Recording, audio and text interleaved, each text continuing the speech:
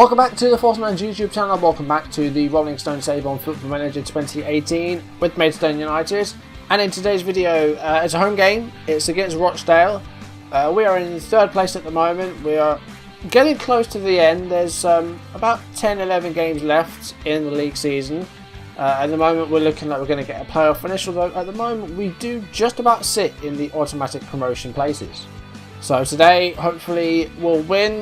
We've had a lot of defeats in these live comms. We've won one or two, but we've lost a lot. So I want to change that today. If you're enjoying this series, make sure you drop a like down below, leave comments. If you want to see videos as and when they're up on YouTube, do hit that subscribe button. Of course, hit the notification bell to receive updates for when I upload or go live. And follow me on social media so you make sure you do not miss any of my videos. Last time wasn't great. 2-0 defeat to Hartlepool. We were pretty terrible in this game. One of the worst performances, I think, of the season. And that's a season where we lost 5-2 to Crewe. I think this was a very weak performance. But fortunately, off screen, we've not been doing too bad. I don't think we lost, but I think there were 1 or 2 draws. And we started off with a 2-1 win over Colchester. Good result. Colchester were a decent team, and this was at 2-1. Early goal for Ellis Sims, who has been really good, but unfortunately left the pitch with an injury late in the game, and he's not back from it yet. In fact, he has just returned. He is available for this game, and I think we'll put him on the bench. But he did get a goal. Colchester equalised on 50 minutes through a player who I think is called Chmodix. I'm not quite sure. That SZ really throws me. You've got like Chesney, and you've got like Szechuan chicken, like Szechuan sauce. Schmodix? I don't know. But he got the equaliser, and then Jamal Lozert with the winner on 80 minutes. He replaced Joe Pigott, who had a very sort of average game, quiet game, but a good 2-1 win. Then we faced Doncaster, and this was a 2-2 draw. I dare say we were very lucky with this one. Our only goals were 2 penalties, both scored by Pigott. So yeah, I think we were, just a bit lucky with this one, and they just made lots of mistakes. But it was 1-0 to Doncaster. No goals in the first half. The first goal came on 48 minutes, and it was Liam Mandeville. And then Pigott's penalties came within 8 minutes of each other. Scored them both, and they were both pretty much identical. Both went left, and both in. So 2 identical penalties pretty much from Pigott, and we did lead 2-1. But unfortunately, we could only get a point as Mandeville got his second on 81 minutes. In an even game, Doncaster just edged it possession-wise, but I think a draw is a fair result. I think it was a pretty tight game. Then we got a pretty big win over Lincoln. They're one of our promotion rivals, and to beat them away from home is good. This was a pretty boring game, but we did get the goal. Jamal Lozert on 20 minutes got the goal. It was a dull game. Apart from that, there weren't a lot of clear-cut chances. Not a lot happened. We were just pretty solid. Defensively, we did pretty well. Taylor Neal with some key passes, having a good game. So, it went well for us. It just wasn't a very exciting game. This was Derby against Gillingham, the Kent Derby. Of course, we beat them away from home, 1-0. This one was another win. This one was 3-2, though, and Gillingham didn't really deserve anything from this. They got 2 goals somehow, but they didn't deserve to win this. They were pretty terrible. They just got a bit lucky. And they took the lead. Gary Medine with a penalty. Cameron Cox has not really worked out for us. It didn't work out for us the first time either. It's just he's an easy loan player to get because you don't have to pay him any money. But he conceded the penalty. Gary Medine scored it. Just not long after that, Ollie Muldoon scored. Muldoon never scores tap-ins. All of his goals, I think, have been from outside the 18-yard box, and they're always pretty good goals. So Muldoon's doing well. Gillingham retook the lead on 67 minutes. Gary Medine once again finding the score sheet, but then a late burst gave us the win. Simon Shuttleworth, the 16-year-old, has been on the bench in the absence of Ellis Sims, and of course with no Clive Hawkins either. Strikers are hard to come by. And Shuttleworth got his first Maidstone goal on 82 minutes. And then on 90 minutes, with us staying on overload, Joe Pigott got the winner. And we managed to beat our rivals 3-2 in a game that almost sold out the stadium. So that helps us with money. But we're still heavily in debt, more so than we were last time. We're now up to about £450,000 in the red. And I don't see it coming down anytime soon unless we get promoted. So I want to get back-to-back promotions and just try and get more money into the club. Also, the chairman is retiring at the end of the season. They only bought the club at the start of this season. And it was like a fan consortium, but the actual chairman is stepping away. So I don't know if that means that it's going to be another takeover. I don't know. Hopefully it'll be someone who actually wants to pump some money into the club, because the fan thing that the current owners don't seem to want to. It's just a fan-run consortium, I think. I don't really understand it. But yeah, a big 3-2 win over the Gills. And the final game off screen was a 1-1 draw against Newport. This one wasn't too good by us. I don't think we were that good. We may have been a bit unfortunate. They got 2 early injuries to their defence, Newport, forced into 2 substitutions very early on. But they did actually take the lead. Padraig Amond scores just after the half-hour mark. And we didn't really look like scoring. Loza did get on the score sheet on 64 minutes. Joe Piggott with the assist.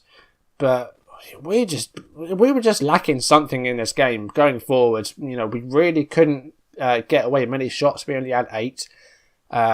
Until our goal, we only had 2. So I think we're struggling to get shots away at the moment. I don't know why that is. But a 1-1 draw away from home isn't too bad. I would have taken it if we were going for relegation. But considering we are going for a promotion and going for the playoffs, I would have liked to win here. Newport are sort of flirting around mid-table.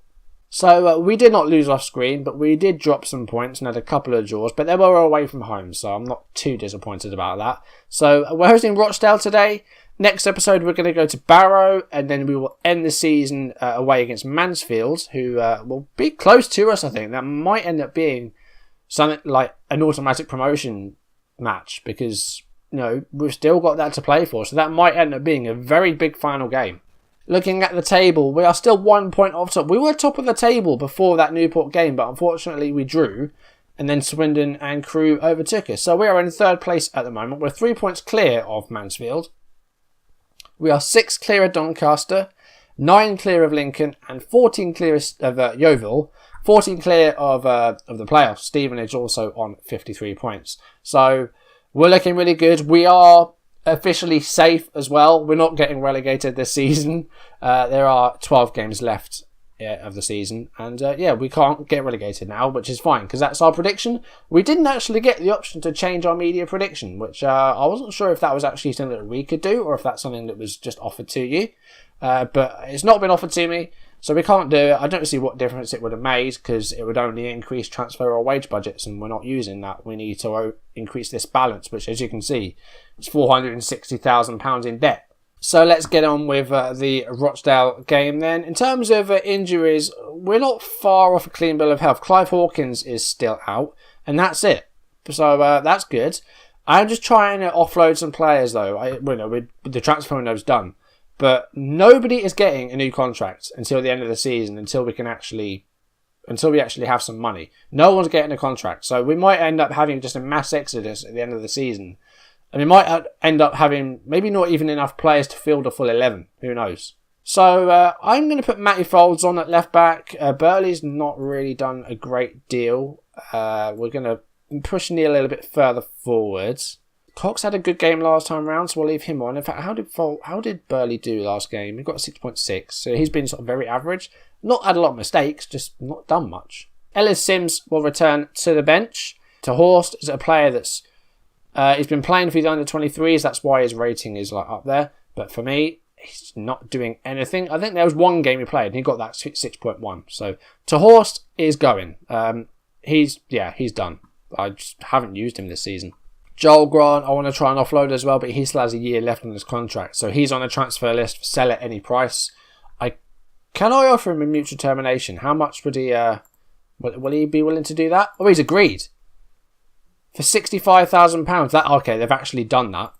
That's done. Okay. He's happy to move on. So he was earning a lot of money. So that's good. That's something off the club. Just wish we could do the same to Horst now, because he is earning the most of anyone, £1,900 a week. Yeah, I'm gonna remove Hartley from the bench, and I'm gonna put To Horst on the bench. Oh, and we need to have one player trained by the club. All right, then Metcalf it is. Let's lose Burley. One defender. Winter's pretty versatile. He can play anywhere on the back line. So if we do have an injury, you can just move Winter to wherever and hope that does it. 3 at the back formation for Rochdale. Don't see that very often in these divisions. Rochdale not in good form. They're around 11th, I think, but they've not been playing particularly well recently. And they kick off, and hopefully we can get a win here. As I said, we haven't won a lot of these live comms, so it would be nice to try and win this one. We're on control style. Instructions we have are, if you'll let me show them, game. There we go. These are our instructions. So we'll see what happens. We're coming up on the half-hour mark, and we haven't had a highlight yet. We've had 3 shots on target. Makes me think they're from range, but we haven't seen a highlight yet. So I'd like to see one soon, please. Winter's taken a bit of a knock. It's a gashed head. No, he'll get patched up for that. That's okay. He can make it through the game. I'm not sure about afterwards, though. But half-time is almost here, and nothing has happened in this game. We've had 12 shots. We haven't seen any of them. Half-time. We've completely dominated the game. And we have nothing to show for it. I've told them to keep going, and you can still win. Right, let's have a look at the match stats. How many long shots have we had? 5. So they're probably the 5 that are on target. We've got to work the ball in there as well. I don't really know why. We're just not seeing anything, are we? I'm going to put the run at defence on. Try and get a bit more dribbling in there. Let's see if that helps things. But second half, I mean, this is the first time I've seen us really on the ball. Apart from, well, that's our kickoff. So yeah, that's the first time I've seen us in possession. Highlight! Only a minute into the second half. And it is a long ball up there by Rochdale. And here is Williams. And it goes to Grant. And that takes a deflection. Here's Buffonge. To Grant again, and this is going to be a goal for them. No, it's straight at the hands of Rochdale. That's the first highlight. That was terrible. How can we have 14 shots and none of them be good? That's just, I don't understand that. Rochdale with a throw in right by the corner flag here. Here is another Durl. I don't know if he's related to Rich, is he? He might be. Here's Joe Pigott. And goes to Ollie Muldoon. We know he can hit him. He's still going forward. Plays it out to Zavon Hines. That's a strange head. Well, he headed it into the box. That was an odd one. Not really to anyone. Rolls to Muldoon. Here's Zavon Hines. Can he cut it across goal? Taylor Neal. Joe Pigott. And Lillis goes up there for the save. That's the only chance we've had so far. So let's put early crosses on. Let's forget the working the ball into the box. Let's hit early crosses. Let's just encourage him a little bit. Because we are completely in control of this match, and yet we haven't got a single goal to show for it. For about 70 minutes, I'm going to make a change. Lowe's is coming off. Let's bring on Ellis Sims for his first game. Morale's a bit low because we had a team meeting just after the Newport game, and I said, we're doing all right. And they said, I think we're actually doing really well. And that's why the morale's a bit iffy, I guess. But in this game, we're playing well. We just haven't scored a goal. And it's a bit annoying. And now another corner for Rochdale. There's no way that they're going to win this game. They don't deserve a single thing from this. They've had like 4 shots all game. But here's a cross. And it's up to Pearce. Oh, of course. Of course they score a goal. They don't deserve anything from this. And yet they pull that out of the bag. Nigel Pearce. It's a regen. Makes me think he's about 17. But it was back out to Williams. I mean, just a volleyed cross. And then, I mean, it's a good finish. But they've not been in this game. We do not deserve to lose this. Well, maybe we do, because we just haven't finished our chances right. We're going to get another striker up there. Rolls is going to come off. Let's put to Horst up top. Into the last 10 minutes. How have we lost this game? I'm just stunned. Lillis is on a 7.3. I mean, we're going overload. I can't believe I'm doing this. We're against Rochdale at home. What is going on with this team? I'm just like, I don't understand it. When was the last time we scored a goal in a live com? In injury time. I can't believe this. And Ellis Sims is chasing after it. I mean, I think whistle's going to blow in a minute, isn't it? There it is. How? I mean, you lose that. 18 shots, 7 on target. Not a single goal. Aggressive team talk, because I'm pissed off that we're not winning anything at the moment. They don't care. They do not give a shit. Nothing specific noted. They don't give a shit.